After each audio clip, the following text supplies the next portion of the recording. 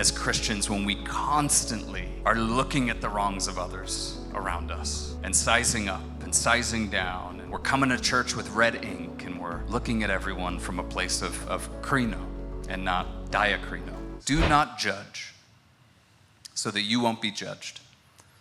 For you'll be judged by the same standard in which you judge others, and you'll be measured by the same measure you use. This is really similar to something we all prayed last week. Matthew 6:12. Last week we prayed, "Forgive us our debts as we forgive others." And the line of the prayer in chapter 6 and the warning about judgment here in chapter 7, they're connected by the same underlying truth. Jesus keeps bringing us here in the Sermon on the Mount, and it's this: it's an illusion to think that we can receive mercy from God while withholding it from other people. That's an illusion. Fifth beatitude, blessed are the merciful, for they shall receive mercy. So when we pray, Lord, forgive me the same way I'm forgiving other people, what we're saying, and this is scary, we're saying we are forgiven to the extent in which we extend forgiveness to other people.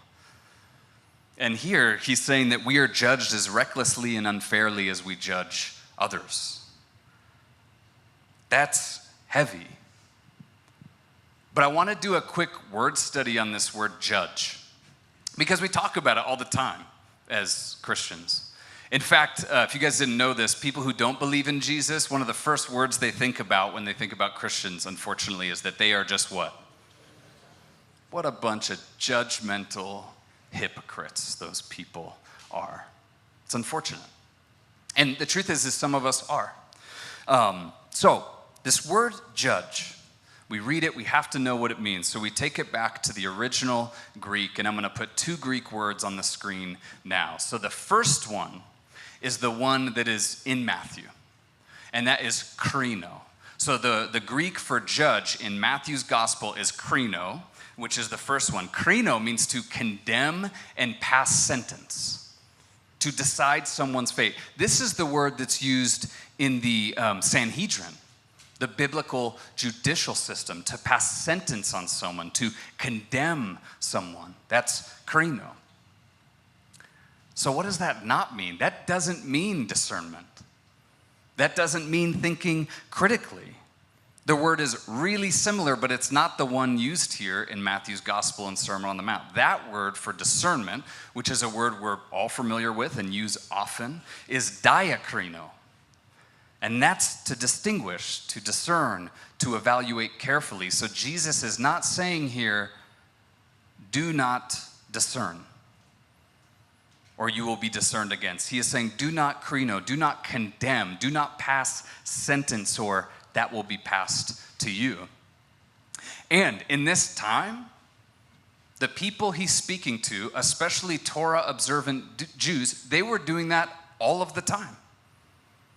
Look at this man. Let's compare him to Levitical law, and he is not leading up to the purity laws, and so therefore, I krino him. I condemn and I pass sentence that this man will not be with God. And here Jesus is saying, we don't get to do that. That's actually not for us. I was reading a story about Billy Graham this last week, and he was at a forum at Harvard's Kennedy School of Government, and someone came up and asked him a question. They were doing like a question and answer thing, and it went like this. Dr. Graham, this young man said, Jesus said, I am the way, the truth, and the life, and no man cometh unto the Father but by me. Does that mean that all Jews and Catholics are going to hell? And Billy Graham replied, he said, God will judge us all. That is God of love and mercy, but also justice. We will all come before the judgment of God, and I'm so glad that God has that job and I don't. And it gets better. This questioner, he really wanted to dive in on this and press in, and he said, but could you tell us what you think God is going to say, Billy Graham? And his response was great. He says, well, God doesn't consult with me on things like that. And then the questioner just walked away.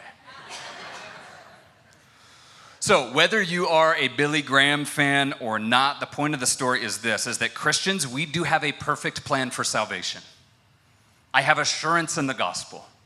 And that is something that I should share. We're encouraged to share that with other people. We have assurance. But what we do not hold is the authority to rank sins, to see someone's heart, and we certainly don't have the authority to determine someone's final destination. We don't have that. And Jesus is saying, stop acting like you do. He doesn't consult with us on things like that. So he holds a solution to the problem.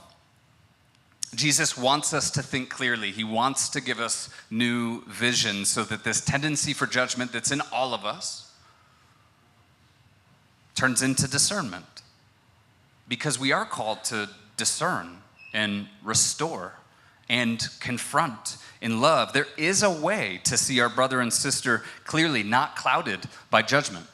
And so this is what he gives to us. Join me back in verse 3. He says, why don't you look at the splinter in your brother's eye? Why do you look, at the splinter in your brother's eye, but don't notice the beam of wood in your own eye? Or how can you say to your brother, let me take the splinter out of your eye, and look, there's a beam of wood in your own eye? Hypocrite, which means actor. First, here's the prescription. Take the beam of wood out of your own eye, and then you will see clearly to take the splinter out of your brother's eye. So how do we get new vision from Jesus? How do we see clearly? He says self-examination. All throughout Sermon on the Mount, Jesus is speaking to us about himself. He is the one to come. Jesus is God. He has the authority. Come to me, he says. And then the second thing that he brings us into is self-examination. You should look at yourself. You should see where you're at by way of taking the beam of wood out of your own eyes. Have you guys ever heard the term, you spot it, you got it? A couple of us. I know a couple of you have heard that term in this room.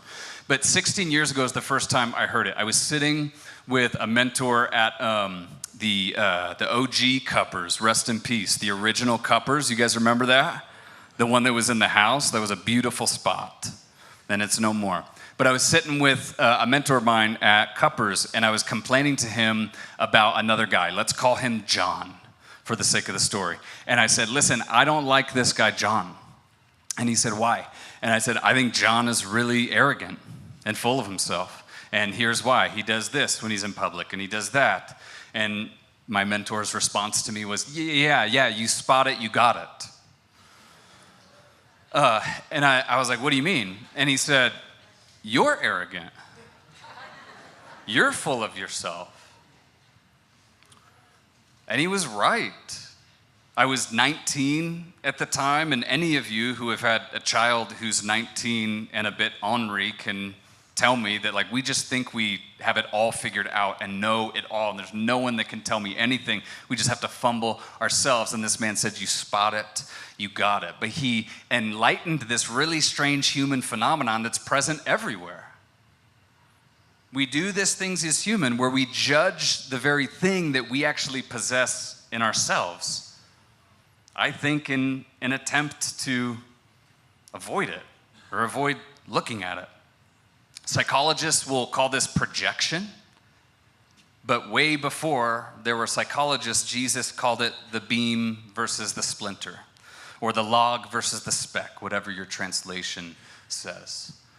We just project. Let me give you a couple examples. Maybe you have seen these. One, a deeply angry person who constantly talks about how negative everyone else is. That's one. Another one, someone addicted to approval, constantly criticizing others for just being so performative. We talked about this, a prideful person obsessed with pointing out arrogance in other people.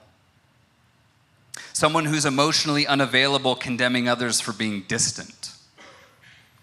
A gossiping person, constantly frustrated with, quote, toxic people. A controlling person accusing everyone else of manipulation. And a chronically judgmental Christian fixated on the sins of others while blind to their own lack of mercy.